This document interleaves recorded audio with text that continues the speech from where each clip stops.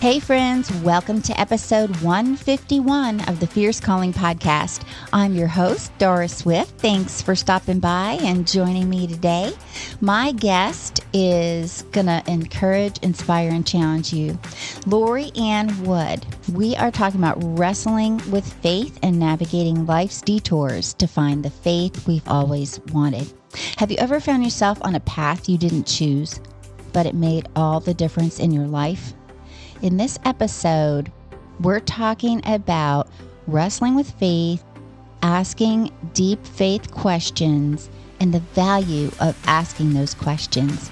And Lori shares her personal experience with heart failure that came on suddenly and unexpectedly.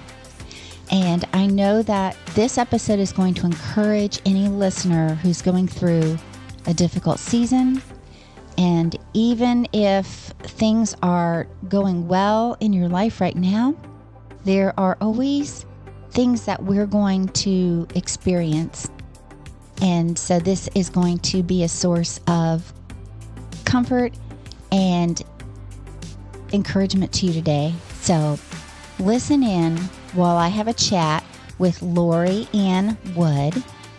And I want to also let you know that Surrender the Joy Stealers, Rediscover the Jesus Joy in You, my 6-week Bible study, is out. Friends, you can grab it from Amazon and start releasing those joy stealers to God.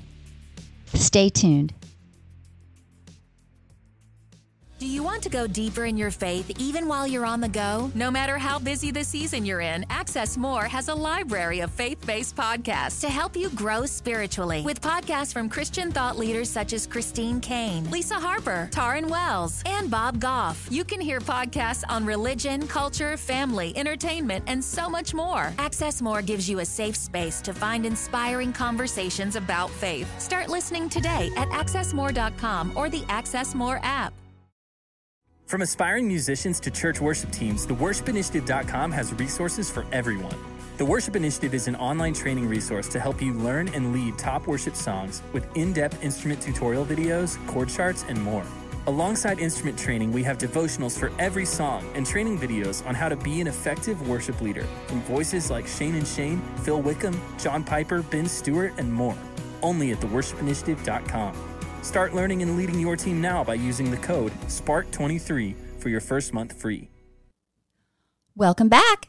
Today, I am excited to introduce to you my friend Lori Ann Wood. She is a Christian writer and a heart failure survivor, and we're going to hear all about that.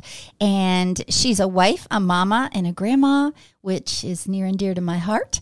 And we are talking about a book that she released recently called Divine Detour, The Path You Didn't Choose Can Lead to the Faith You've Always Wanted. And I think a lot of us can relate to that. And she has learned to embrace some deep faith questions, which I'd love for us to talk about today. She likes to help people confront these questions and give voice to them. And these are questions that everybody needs to answer in their life, such as, is God always good? And when we face challenges and trials, sometimes these difficult questions kind of hit us right in the face.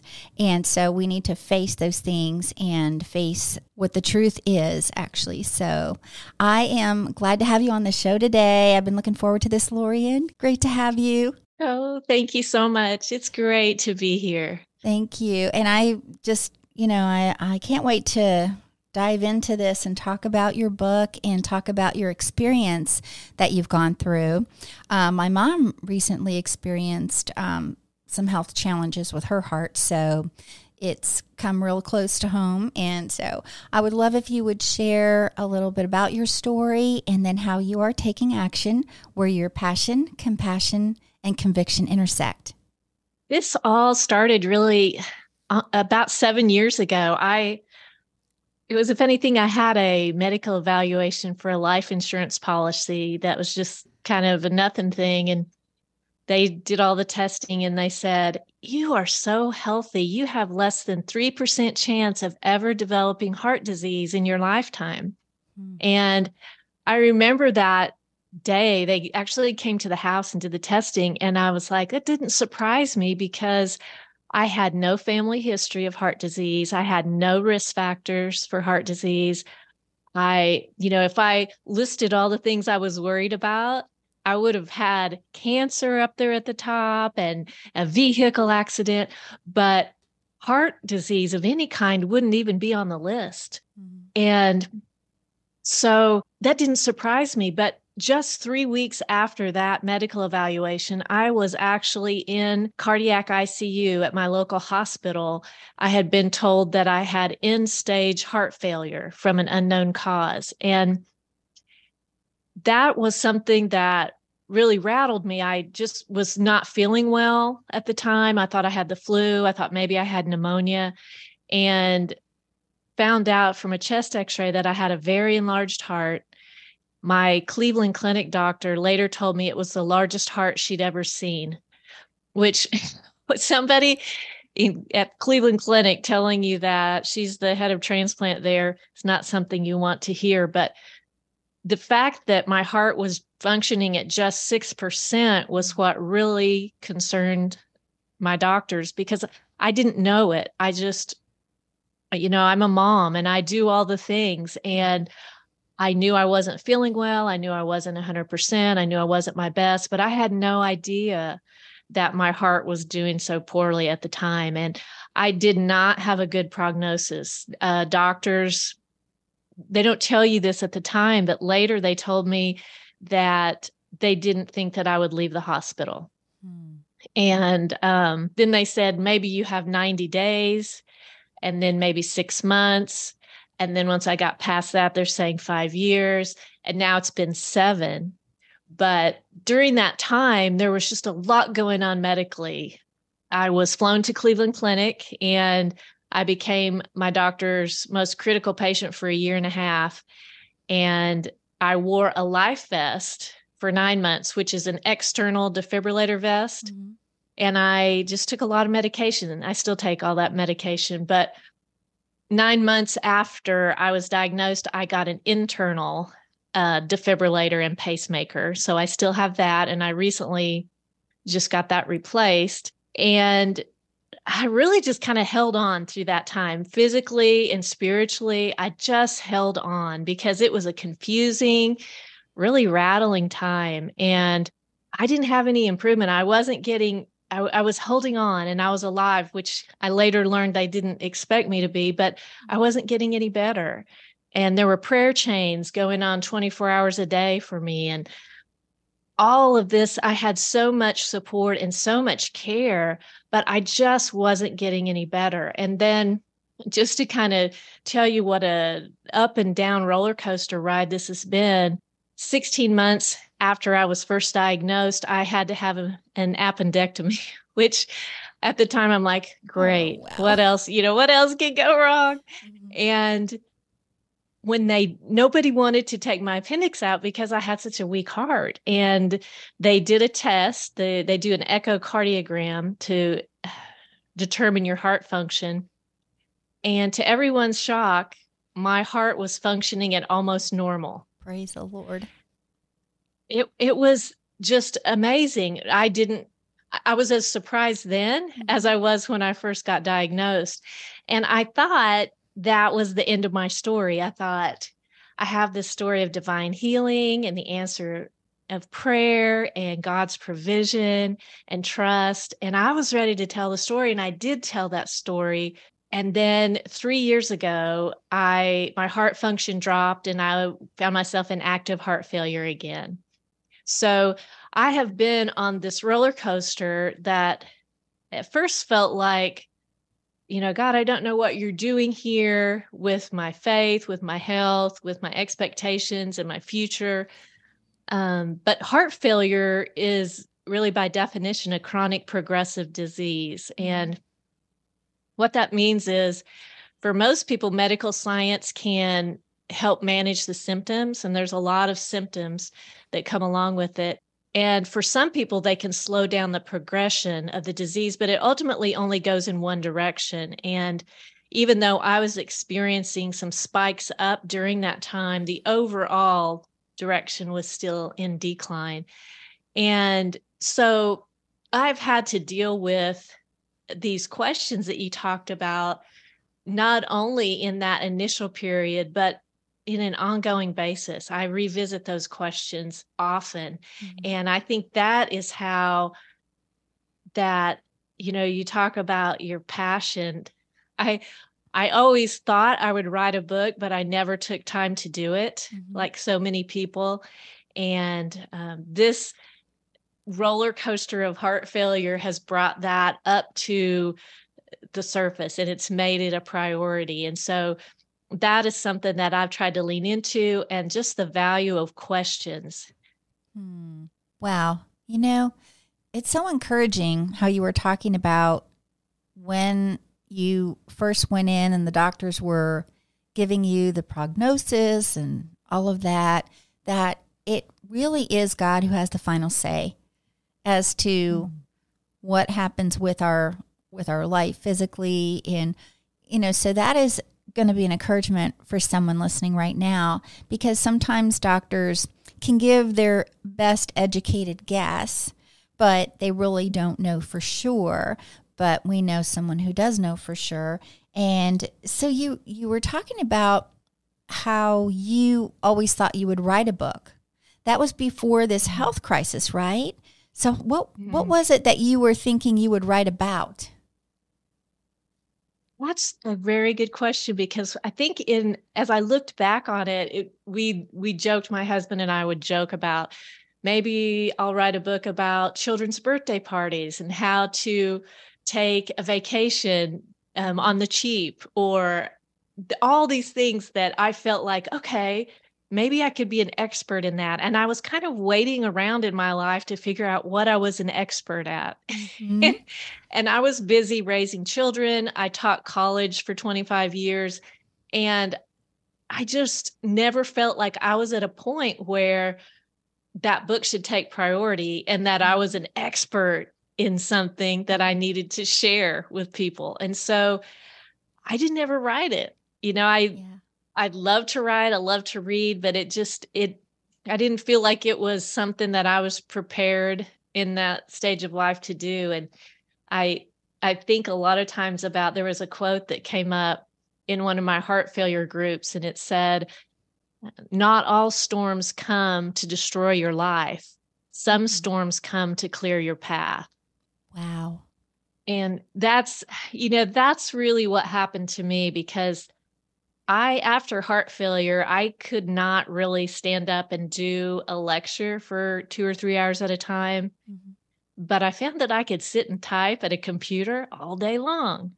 And so that was something that I just didn't take the time to do, and I didn't prioritize in a safer, healthier life. That at that point, it became something that I felt God was saying, now's the time to do that. Mm. Yeah, it is amazing how God puts something on our hearts and begins to prepare us for a calling. In your case, you're going to write something. You always had that pull or draw toward writing. And so now others can find hope and healing and in a fresh word through the words that he gave you to write. And so that started the process. So in the book, you deal with these questions.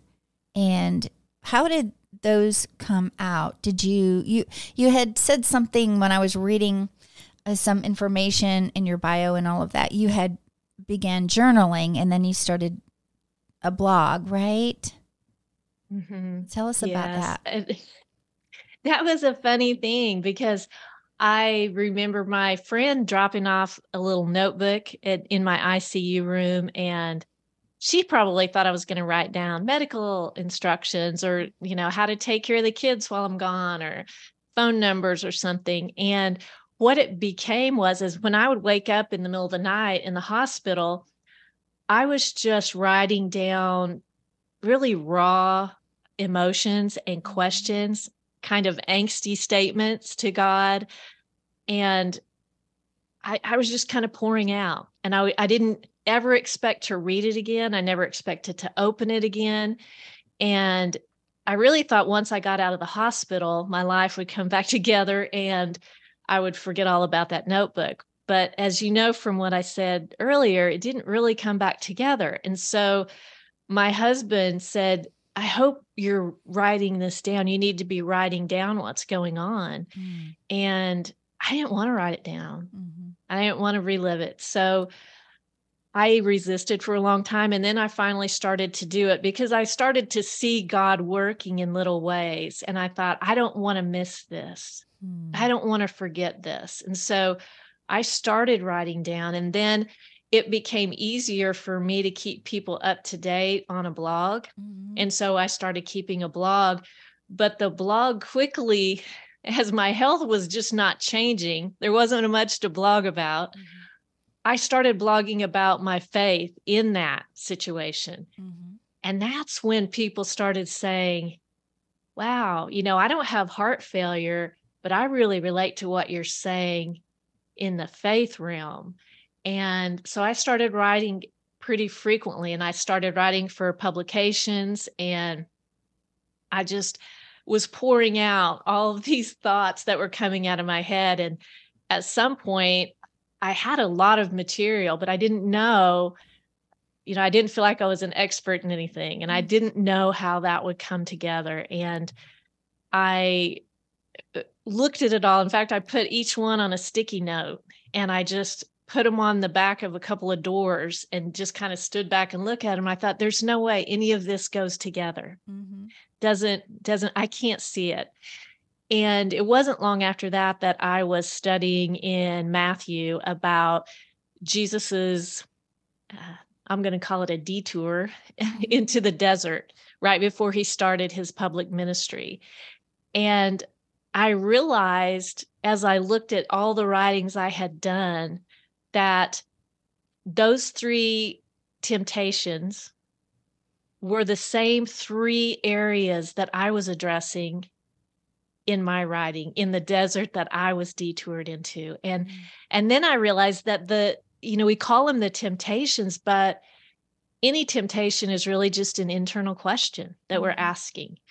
And that, when I realized that and saw all of what I had been struggling with going into those 3 areas, I knew then that those were the questions that were resonating with other people, whether they were on a financial detour or a relationship detour or a health detour like mine.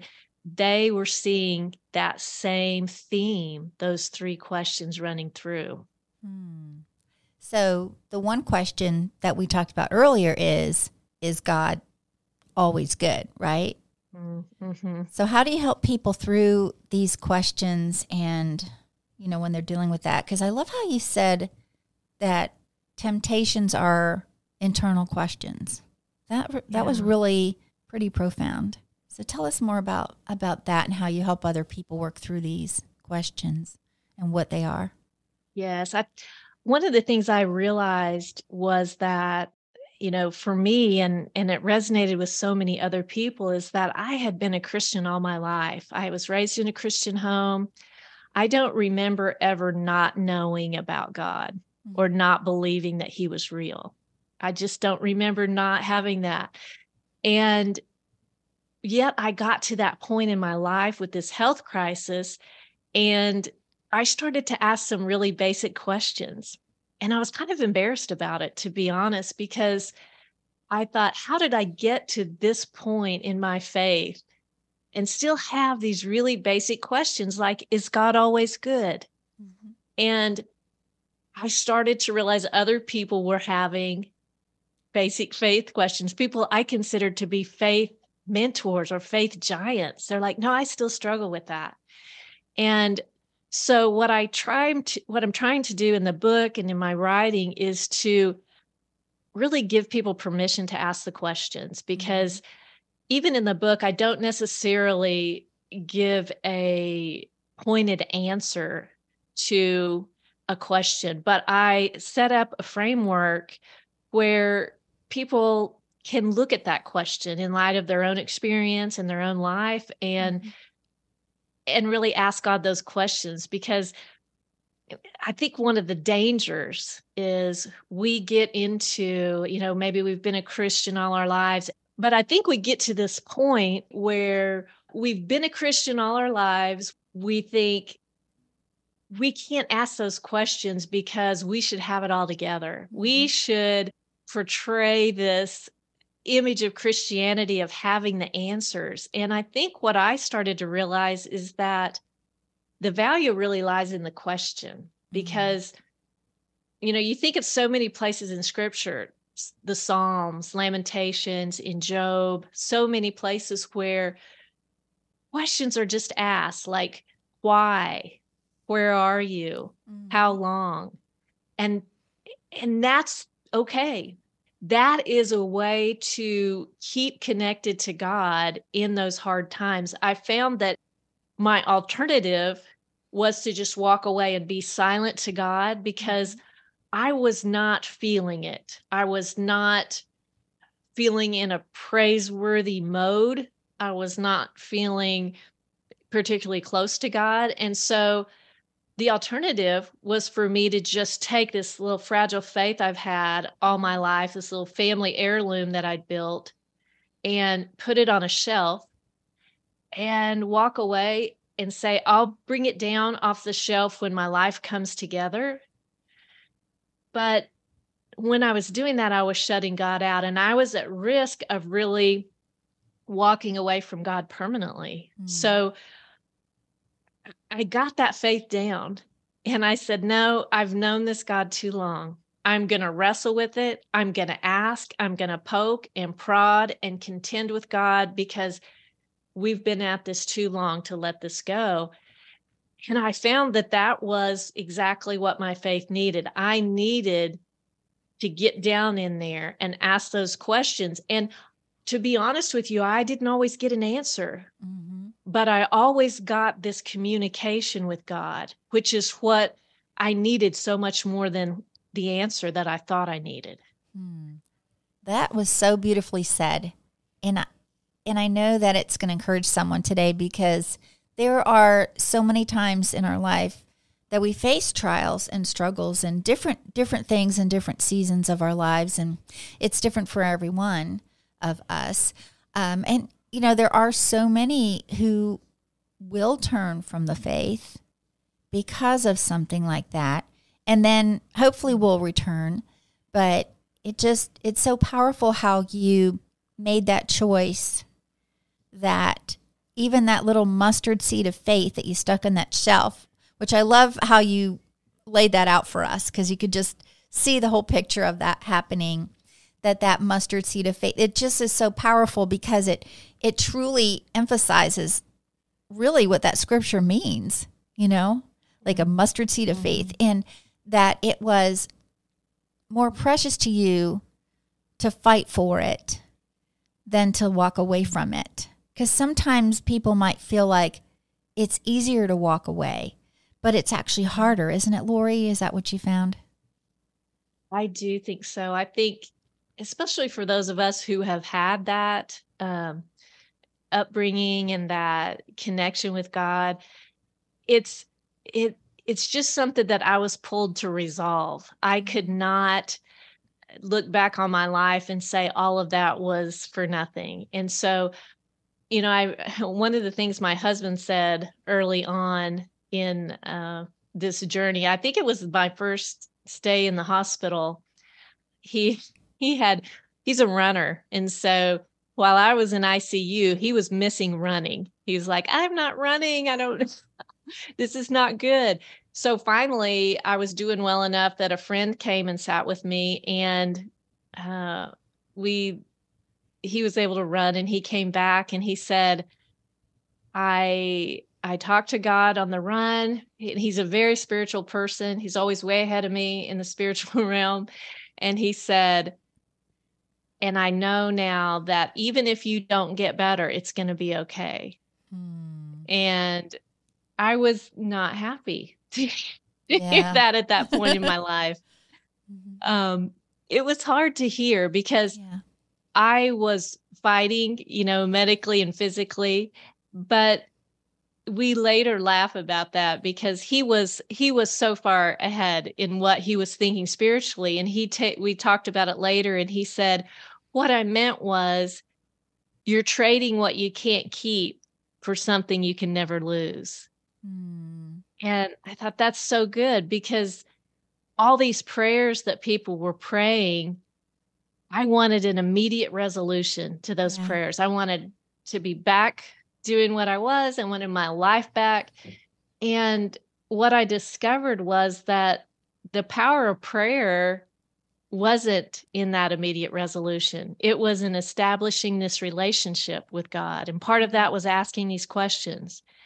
And that pause allowed me to get closer to God than I would have if my life had just gone on as I had hoped and expected it to. Mm. Which is so perfectly said in your tagline, or not the tagline, but the subtitle of your book, which is "The path you didn't choose can lead to the faith you've always wanted." And that just exactly how you have been sharing with us about that. And I love a few things that you had said, that rather than walking away, you wanted to kind of wrestle with it and find resolve. And that doesn't mean we're going to have answers to all of our questions, but it kind of reminds me of music, how certain notes will resolve the piece. Like, you can't end a piece on a certain note, because people will be hanging and know that, wait a second, there's one more note that needs to be played for this song to be over. Even people that don't have a musical background. I mean, I took music lessons, so I don't know. Sometimes I might be not saying this right, and it'd be like, I'm sorry to my piano teacher and my flute teacher that I am forgetting all of the things I learned about music. But I know that there are pieces that need to be resolved with certain notes, and that you felt it wasn't going to be resolved without God. That was the one who puts the music into our lives. And then when you also were talking about how the value is in the question, that was pretty profound statement as well. I think that is so powerful, because we're not always going to know all the answers. But even in the Word, even in Scripture, the Lord asks questions. It's not that he doesn't know the answers, but he does ask the questions, and it really makes us think, or it was the point that he was making, or, something kind of stating the obvious. And so I think that's pretty powerful too. And for your precious husband to be sharing such encouraging truth and explaining what it means and the way he said that. And that too, I love how you had shared where you pursued him, I think from 9th grade through grad school, right? He was the one for you. Yeah. He was a good one. I knew it from the beginning. And I'll tell you, anybody that's been a caregiver or had a caregiver knows that that's where the rubber meets the road. And he has been, I don't know how I could have known it in 9th grade. And I don't think it was me that put us together. But yeah, he's been a blessing. And I think about that. I just got my device replaced a couple weeks ago, and so we're back in that caregiving kind of mode. And I tell you, he is, yeah. So when you're checking out spouses, and it's something to consider. Yeah, definitely. How long have you been married? 38 years. Praise the Lord. Yay. We're married about the same time, going for 39 this year. So that's good. Good stuff right there. Good. And Lori, this has been so amazing. And if there is maybe one thing you'd want to leave here with the listener to really kind of think about before I'll have you share how they can connect with you, what do you think that would be?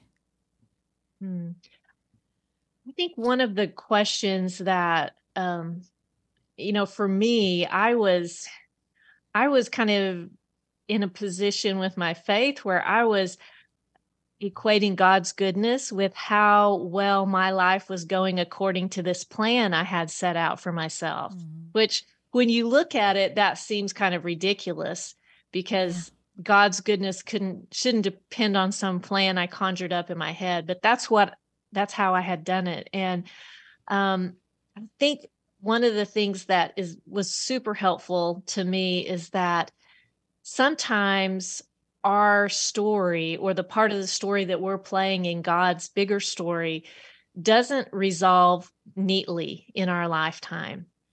We can think of people like John the Baptist or Stephen and most of the apostles. When they got to the end of their life, it probably didn't make 100% sense. But we can look back now and see how it had to be that way. And we think, but in our lifetime, in our chapter, it should be neat and tidy, and we should know all the reasons for what's happening in our life. But the fact of the matter is, and it talks about this in Hebrews, I think it's chapter 11, where it lists all these people of faith. And it says they were living by faith when they died, but they did not see the things promised. And so if you're in a detour and it doesn't make sense and you don't see a resolution, that doesn't mean God's not good. And it doesn't mean it's anything you've done. It means that for your story, the story arc might not complete in your lifetime. And that's where that trust in God comes in. But it's also where God says, I know that's confusing when it doesn't resolve in your lifetime. So go ahead and ask me those questions. Let's keep the conversation going, because he has pursued us at all costs to him and at any cost to us. And so just keep those questions coming and tether on to God if that's what it takes, because that was something that really helped me when it would have been really easy to walk away. That is so encouraging. And thank you so much for sharing that wisdom from the Lord, the things that you have been learning. And like you said, I mean, you were always waiting to be an expert at something before you could write a book. And the truth is, none of us are really experts. I mean, we know what we know, but thankfully we have the Spirit of God residing in us to give us the wisdom that we need and the guidance that we need at the time that we need it. And so I'm very thankful to you for sharing all of this, because I know it's going to help so many of us. And we just don't know what tomorrow will hold, but we know the one who holds tomorrow. So that is a source of encouragement there. And, we never know what one thing we share or say or write in the pages of a book that God's given us to write can impact a life and change the trajectory of someone's life. And even if it's just one person, it was all worth it. So thank you, Lori, for that. How can the listener connect with you and grab your book and find out all the things that you have? Because I think you have a free resource too that you'd like to offer. Yes. My website is loriannwood.com, and that's just LORIANNWOOD.com. And there's all sorts of ways to connect with me there. There's a books page. The book is called Divine Detour, and there's links on the books page on my website. It's also available on Amazon. And the free resource that I have, I'm also on Instagram and Facebook as Lori Ann Wood, so I'd love to connect there. And the resource that I have is actually something that I wrote during that silent time with God, where I was having a really hard time establishing that connection with God. And it's called 5 Prayers and Promises When You Can't Talk to God. And it was during that time where I decided to really dig in and ask those questions and dig into scripture and say, I know there are promises in here that I need to cling to. And so I would love to offer that for download, and that is at loriannwood.com/hope. Wonderful. I'll put that in the show notes so people can grab that resource. And thank you so much for being on the show. And I look forward to having you back on sometime. I would love that. I would too. That would be great. Thank you so much for having me. It's been so much fun to talk to you. It has been fun and such a great pleasure and an honor for me to have you on the show. So thank you so much, Lori Ann. Do you like to be called Lori or Lori Ann? Or Lori Ann for the writing. So My siblings would argue with you and say that that's not what I go by, but Okay. Well, I will not argue with your siblings. So, but thank you so much. I do. So it's okay. Okay. Yeah. Well, that's normal. That's healthy. So, but thankfully that can get resolved. So anyway, but thank you so much, Lori. And like I said, I'll have the links in the show notes so people can find you, and we will talk soon, friend. Thank you. Thank you so much for listening today, and I hope that this episode encouraged you. I'm sure so many of us could relate to a lot of the things that Lori was sharing. And if you are in a season right now, maybe you're in a valley, maybe you feel like you're in a pit, it's okay to ask questions and to wrestle with faith and God.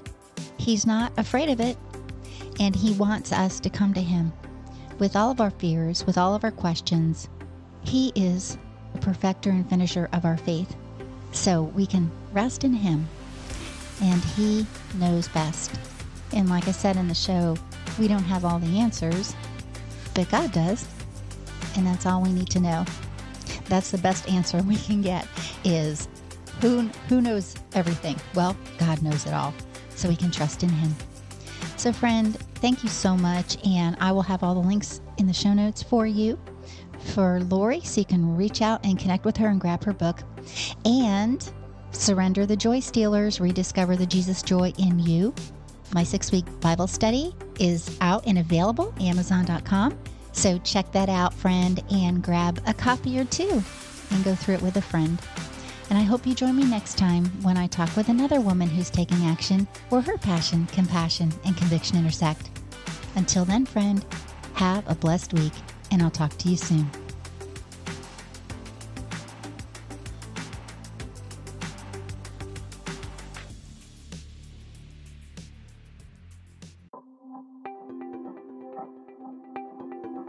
Thank you for listening to this episode that is part of the Spark Media Network that can now be heard on the Edify app.